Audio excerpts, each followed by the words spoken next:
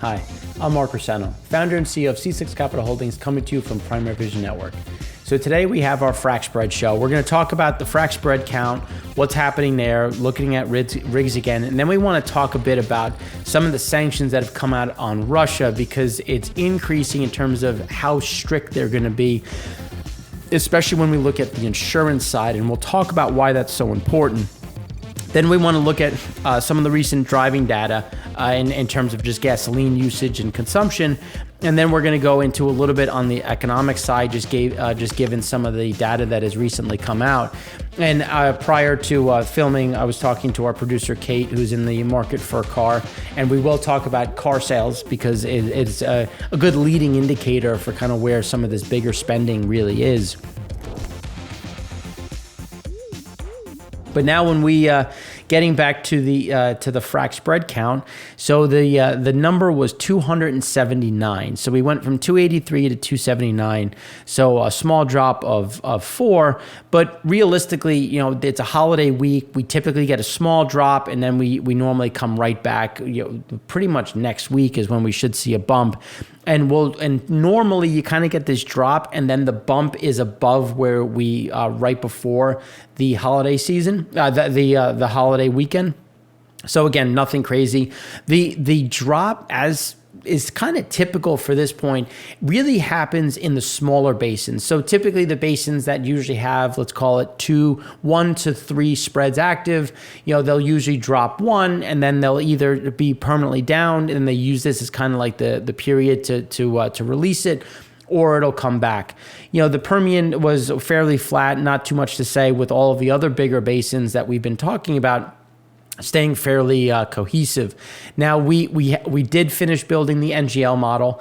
I'm very excited about it. Now, for those that have been watching, I am very bullish. The liquids cut, especially when you talk about natural gas liquids, and naphtha, because I really think that's going to be the driver of demand over the next decade, 2 decades really. And so we wanted to create something that is going to project not only just demand, but also price. And so far it's been lights out. Props to our CTO Teddy for putting together something that's fantastic. And we'll have more on that. And we're going to start writing to it and talking about it, because I think that is really going to be really important. And the reason why I say that while talking about the frac spread is because we've been discussing on how the liquids cut is really going to get a lot of love, especially as we come into the summer months and into the end of the year, when we look at where LPG is, how that's flowing, and just where the demand is. Because even if the demand comes down a bit in the U.S. as it has, but that's more seasonal, it's still very robust abroad. There's a ton of exports, and that's why we really want to hone in and provide clients with that supply demand expectations going out 3, 6, 12 months, as well as some of that pricing forecast. And the same can be said when you look at, some of the slowdown that we have. When you look at what happened with the Baker Hughes rig count, it's typically what you get, where things were flat. Nothing really up or down. There was some movement. Some areas, I think Wyoming added 2 rigs. Some had some come down, but realistically flat. Again, holiday week, fairly slow, not too much, and now we do expect to see an acceleration on the rig side as well as the frac spread side, but it's just we still think that the rigs will continue to outpace, and we're still on track to exit June with that, on our way from 290 on our way to 300, with that really the peak, and I'm talking max being 325, which means that it's unlikely we'll get to 325 spreads, but realistically something between 300 and 315. But that's what we're going to see as we progress through the remainder of the summer. So one of the things that is important, and this is, I did a quick interview with Anas, who was kind enough to send some questions, and I think that there are some important pieces when you look at Russia, because the Russian oil minister went and met with its counterparts, and before the meeting took place, and the question was, do you think that was relevant or oil related in terms of where the deal is going? And the answer is yes. Obviously, they're going to try to have some backroom dealings, but there's also the bigger issue of how do you replace equipment? How do you replace technology, chips, Intel? Because, and I think this is really important when you look at the drop in exports to Russia. South Korea, Germany, and the U.S. being, I think, a very important piece, because South Korea and when you look at some of the other pieces to it, are really important when you're talking about the chip availability and just the computer capacity, because the U.S. and Germany typically provide top drives, labor, engineers, but it's that technology piece. How do they replace that? How do they get around sanctions? And I think some of the bigger pieces is going to be through maybe Saudi Arabia, maybe some of the other GCC nations, to try to circumvent some of this, or it just plays in their hand, because one of the other components of the OPEC Plus deal, Russia was coming from a point of strength. They had the upper hand in a lot of things. They were able to get production shifts in their favor. But now you're coming from a point of weakness. So what kind of things are they going to give up to potentially get this ability to help circumvent and maintain the production that they want? But even maintaining production, so one of the key pieces, and I think Big Oren brought this up, was the push on insurance, because they're going to ban the insurance companies from issuing insurance for Russian ships. Now, I should say ships carrying Russian crude. So now the ship owner is going to be like, all right, well, I need insurance to sail. So do I trust Russia or the delivering country, which in this case will most likely be India and China, because someone's going to have to give me insurance. But then if, God forbid, there's some catastrophic accident, do I trust them to pay? Do I trust them to really make good on the agreement that we had? And this is where it's going to get a little convoluted, given there's 6 months to figure this out. But the other side is, if I do carry the Russian crude, and I'm not touching insurance that is done by the U.S. or Europe, will they sanction me going forward because I move that? And I won't be able to get insurance even if it isn't Russian crude, or if it's a different cargo. And that's where things get a little bit more convoluted at this point. And I thought IIF did this, and this is something that's interesting when you look at Russian, where is Russia doing the ship-to-ship transfer? Where are we seeing the activity? And Greek tankers were 35% of capacity taking oil out of Russia, but that has now increased to 55%. And the EU has the power to stop this and at this point, but right now we expect that to continue, as it's just a means, because the Greece is where a lot of the shipping companies are headquartered. And there's enough, let's just say, uncertainty about the EEZ zones and a lot of infighting, where you could claim, well, that's really Turkey's region or Cyprus and it's not us. So again, there's a lot of ways to finagle that to make it look like it's not really them. But again, this is going to be important to see as those insurance questions come out, because that's going to be a big driver on how much crude is getting into the market. Because remember, Russia's been using more and more of the export market. Pacific should be fine. A lot of those are Chinese vessels already. It's really the Arctic, Black Sea, and Baltic that's going to matter the most. Now, with all that being said, when we start looking at the driving data, this is the bit updated one. You can see that things have rolled over a touch. Nothing crazy. America's obviously at the holidays, so it's normal to see some of this pare down. Europe is starting to get a little bit more of a hit from the pricing side. But again, there's still some stability, and this is just, okay, well, what is going to happen going into this summer? Are we going to see some of these slowdowns? And we're starting to see some of that creep in, which is what we've been talking about. It's not that it's going to be this huge, massive drop-off, but this kind of gradual sideways move. The normal increases going into holidays, but then the bigger drop-off coming out and before, and again, this is continuing to play out. Now, one of the things that we always like to look at is the Google search data. And there's two sides to this coin, so we want to talk about both sides.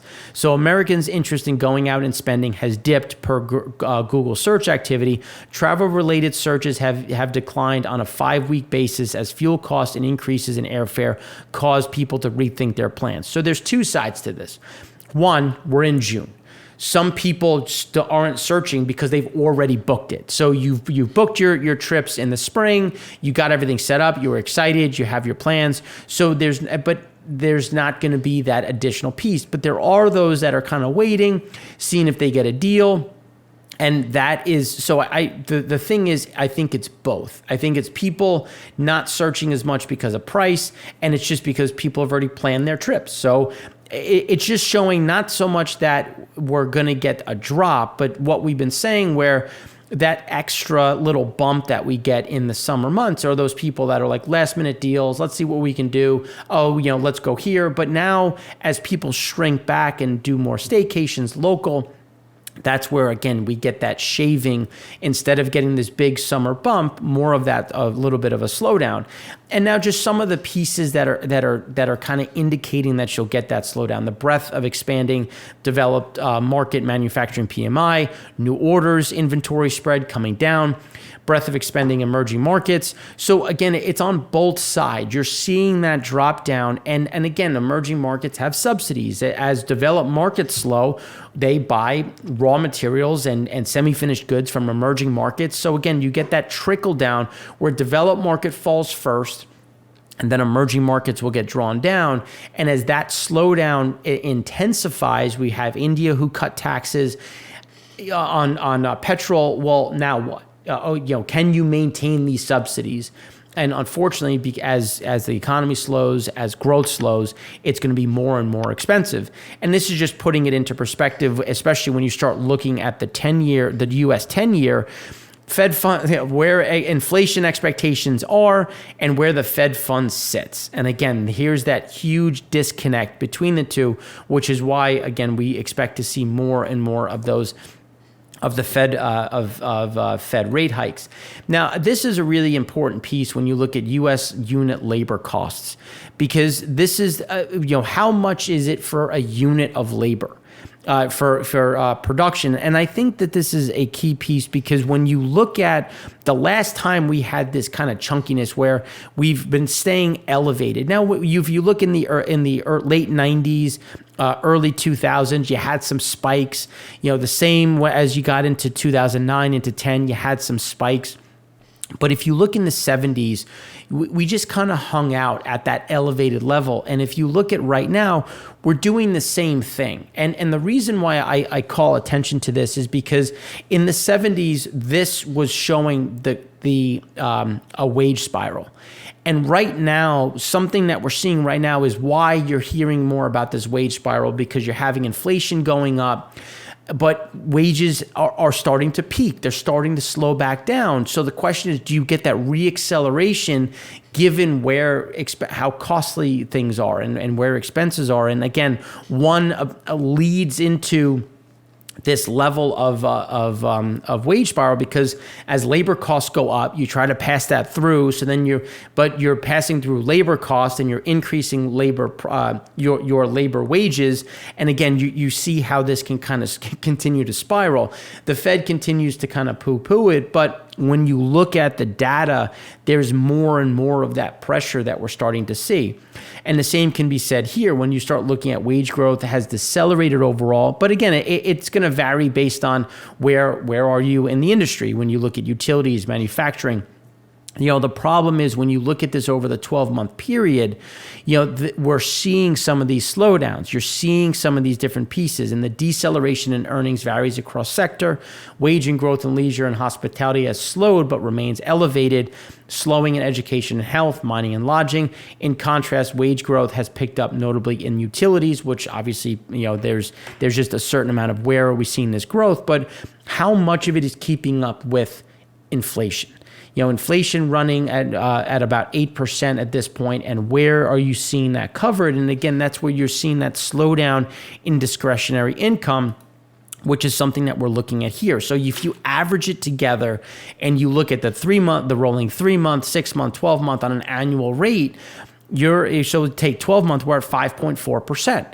So this is where you're getting that slowdown, which again, is as you're looking at gasoline pricing going to new all-time highs again, how are you going to spend that when your wages aren't keeping up with everything else that's going up? That can be food, that can be clothing, that can be airfare, what have you. And again, those are some of the problems that we continue to see. Now, the non-farm payrolls edged up again, a nice little positive. Unemployment rate, same thing, expected to go down, but it went up a bit. As the participation rate starts to increase, it increased from 62.2 last month to 62.3%. But then when you look at average hourly earnings month over month, was expected to be at 0.4, came in at 0.3, again, showing that slowdown, which is going to weigh on the people's ability to spend. Now, when we look at U.S. services, PMI was expected at 53.5, came in at 53.4. Composite was expected at 53.8, came in at 53.6. Services, same thing, expected at 56.5, came in at 55.9. So more of that deceleration. But when you look at the U.S. May composite, when you look at it, it's the lowest reading since January of 2022. Input prices rose to 81.6 versus 80, which is the highest reading since the series began. Again, more inflationary pressure, and new orders fell versus the prior month, which is the lowest reading since December 2020. Again, showing some of that deceleration, which is just going to put more pressure on the economy and the consumer. And here's just looking at some of the different pieces in terms of some of the pressure points. But the business employment, it's just slightly positive. And that's where you're starting to see employment cool off, not negative, not positive. It's just kind of bumping along, but you're starting to see, again, those slowdowns accelerating as we see that, the increase in tightening financial conditions, which is typically the leading indicator, really pulling down some of this. One of the positives is the nice move up in prime age labor force participation at 82.6%, which is the highest since the pandemic began. And as participation rate climbs up, it'll typically lead to the unemployment rate also climbing, because the unemployment rate is just a calculation. If you're not looking for a job, you're deemed as out of the workforce.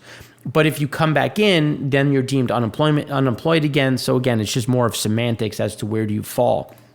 Now, when you look at the monthly employment change, there's a pretty steady move, but retail started to slow. And that's, again, I think a little bit more of an indicator of, well, where's the consumer right now? But at the same time, you should be seeing a little bit more retail hiring, because you're coming into the summer months and people hire in the summer towns and the places that come back up, but you're not seeing a lot of that.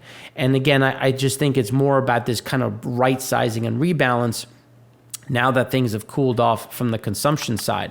Now, when you look at average hourly earnings, this is expected to be at 5.2% year on year, came in at 5.2%. But remember, that's still below inflation. And you're starting to see the deceleration on the month over month level, which again is leading to and really indicative of what we've been saying and seeing on some of those leading indicators. And then auto sales, on the slump in May auto sales, which came in at 12.68 million annualized versus the estimate of 13.7. Despite some choppiness, the sales has been in a downtrend. Now, there's still a backlog, there's still an inventory issue, but as we've seen through the EIA show, looking at the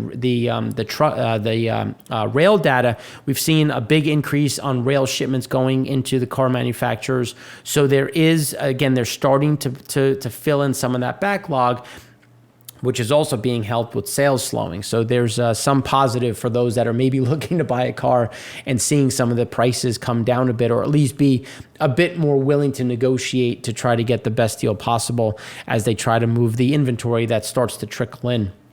So that's what we have for you today. Hopefully you have a great weekend. It's supposed to be fairly nice. And we have, for my kids, we have T-ball and some birthday parties, the fun summer that begins for those that have kids and know what the end of summer, what the end of school year looks like and the chaos that ensues. But we thank you for watching, and we hope you have a great weekend. I'm Mark Rossano, founder and CEO of C6 Capital Holdings, coming to you from Primary Vision Network.